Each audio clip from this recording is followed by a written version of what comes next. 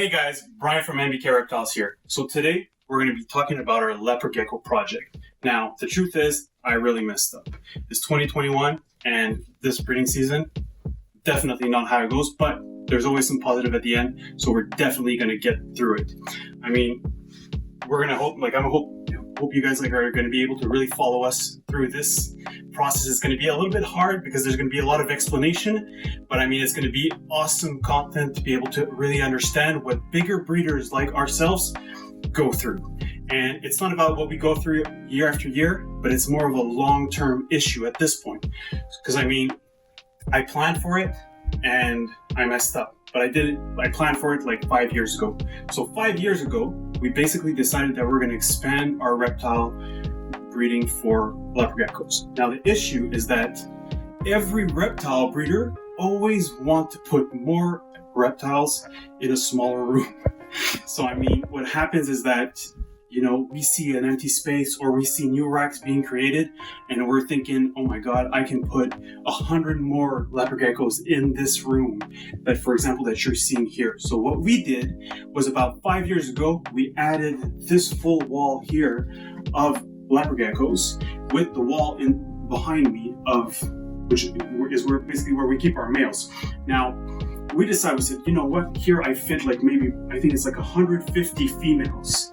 Extra 150 females, 10 eggs a year, that's 1,500 babies. I mean, it's insane, right? So I mean, right away we decided, like, you know what, this is definitely what we got to do. But we have a rotation, which our rotation basically, I estimated something about 20% of our adults need to be changed every year.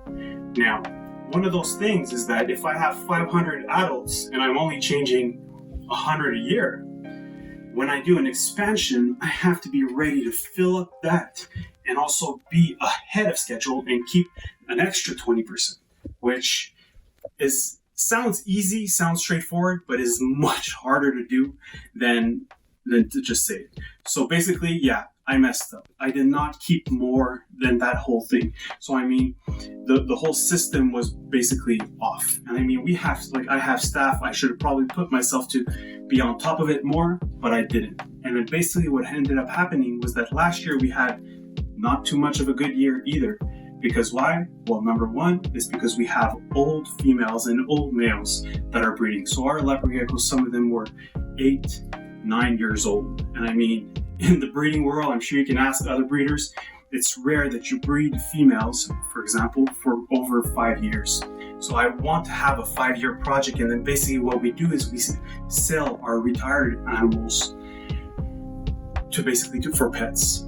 But I didn't do that because I wanted to fill up every bin. I tell myself, you know what, I should probably have a full bin of older animals and get whatever I can to be able to do so. But the truth is that it's a lot of work, it's a lot of employee time, it's a lot of costs, and the result is actually very negative. And when I say negative, is that there's a lot of infertile eggs, there's a lot of less production that you normally have. So it's a little bit frustrating when you're basically collecting maybe, I don't know, like 50 eggs a day, but out of those 50 eggs, you know, you're only going to hatch out 10, which is definitely not a fun thing. So what we decide to do is basically we have 2 rooms and we basically cleaned out every animal that was over 5 years old. And we're offering them like as retired breeders to the pet trade and for families that are going to take care of them until the end of their lives. Now, we basically cut down 50% of our production and we're back to 1 of 2 rooms. I mean, it's really mesmerizing to feel that because it's not fun. But you know what? Sometimes you have to take a step back to be able to take 2 steps forward, and that's definitely where we're heading. 2 steps forward. Now, lucky for us, everything that is younger, that is breeding, are awesome projects. Like our Black Knight project, we have some mandarins, leopard geckos, some tornado leopard geckos that are just simply amazing. So at least I'm going to show you just a few animals that we have, so at least we can keep this going and make this video interesting. Yeah, let's see some lizards, man. So let's see some of those beautiful lizards that we have. So these are some of our mandarins that we kept back. So these females are 2 years old now. And I mean, they're in the middle of breeding season. And they're still big, healthy. Their tail is still thick. They're doing great. They're eating well. They're laying well. And we couldn't have asked for better breeders than what we have now. Oh, come here.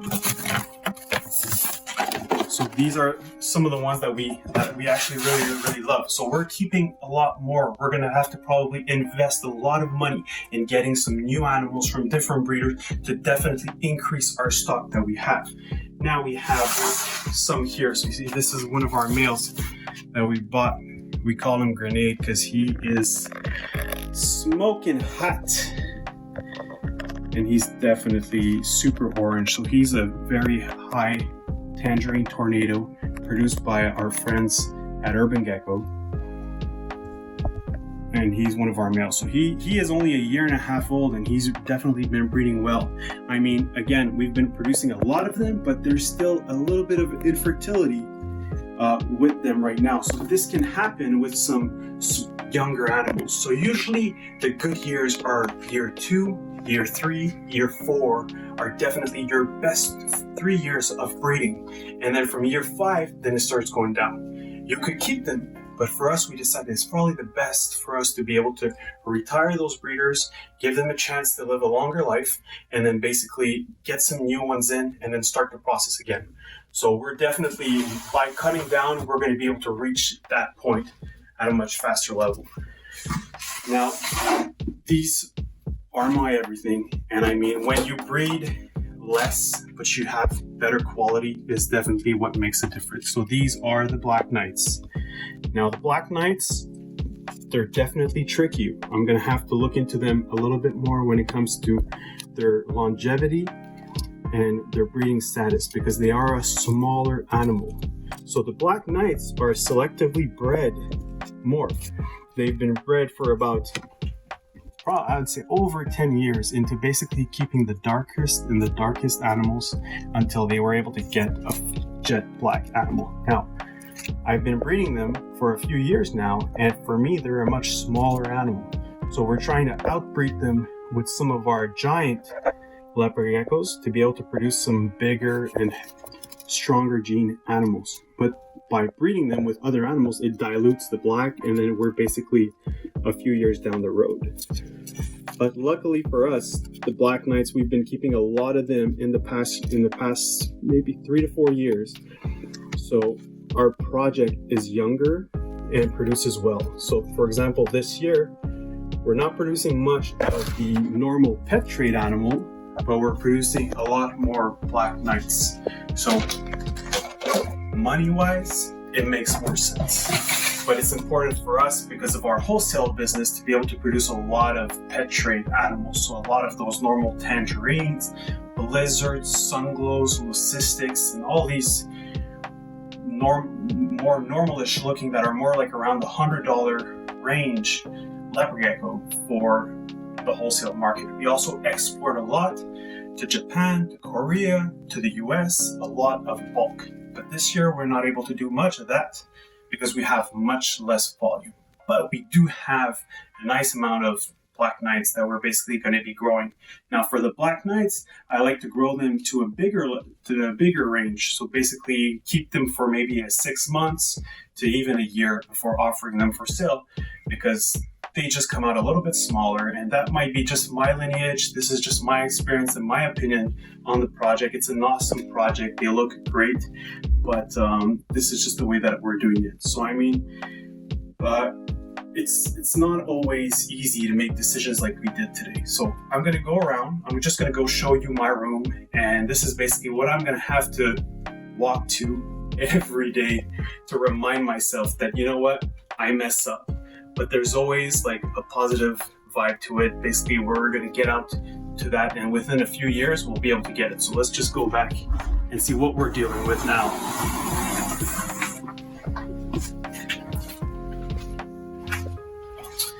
Yeah, so this is what it is. It's an empty rack. Looks like I've been doing some heavy project with my wood cutting, but no, that's not it. So we're basically cutting down a full room. And this is about probably, I'd say, close to 200 breeders, which is about like 2/3 of my production, basically. So it's almost like half. It's insane. But by doing this, it basically allows us to concentrate a lot more onto the animals that we actually have today. So we want to make sure that we concentrate on the quality, number one, and then within a few years, we'll be able to build back up our volumes and be able to produce a lot more. But it's going to take some time. But again, if I would be doing this with my ball pythons, which we have done in the past, the turnaround is much longer. You got to plan for like in 5 years. So it's a huge investment where leopard geckos can turn around and be ready to breed within a year or a year and a half. So within 2 years, we should be able to get back to it. With a little bit of investments and getting some new animals, we'll be able to get to it. But nevertheless, it's always positive and it's always interesting to be able to do that. You can't look back at it and say like you've messed up and you're just learning, right? And I mean, I've been like working full time with our breeding facility for over 12 years now, and I've already had to go through a mess up like this twice. But I mean, it changes all the time. We've been breeding animals for 40 years, but we always go through these things. It's a normal process of learning. And I mean, there's new racks that are being created. These racks here have heat cable on them, for example, and those heat cables are made for heating roofs. You know, it was even before Zoomed started creating those heat cables. So those racks were actually in my dad's basement. Are they older than you? They're actually probably close to my age, right? So which I'm 33 years old. So I mean, these racks are probably around 25. They're probably around 25 years old, which is, it's insane. I mean, Melimelonite, it lasts forever. We're definitely going to tear those down though. And we're basically slowly moving towards like PVC racks, like these ones that are here. So I mean, we like the PVCs are much lighter. These things weigh a ton. Like in a small room like this here, we can't even make those racks in one piece. They're basically cut down in 3 pieces because we got to basically like fit them into the room. But we're definitely going to take the advantage of doing this, like get better infrastructure into investing into like new racks and basically new products. So I mean, like again, like these things they're old, but we definitely learn, and they've been working great though. I mean, we could keep using them and all that, but we definitely want to take advantage of doing this. So I mean, that's basically our update for our leopard geckos of 2021. And I mean, it's not that great, but we definitely have some awesome babies that I can't wait to show you guys in other videos. So if you like videos like this, if you like to learn about things, make sure you subscribe to our channel. If you like this video, and then comment and tell us what else you want us to discuss. I mean, we've gone through so much, you know, and there's also, I could sit down at a table and talk for hours and hours and just tell you like all those different stories and experiences that we've been through and all the mess ups, because you know what, we mess up a lot in this business. And I mean, we've made bad decisions, but at the end of the day, those little success stories that we have definitely take over, and they're way much more satisfying. So I mean, make sure you follow us. We'll keep you posted on all those awesome babies that we have. And until then, stay tuned and no stress. We got this.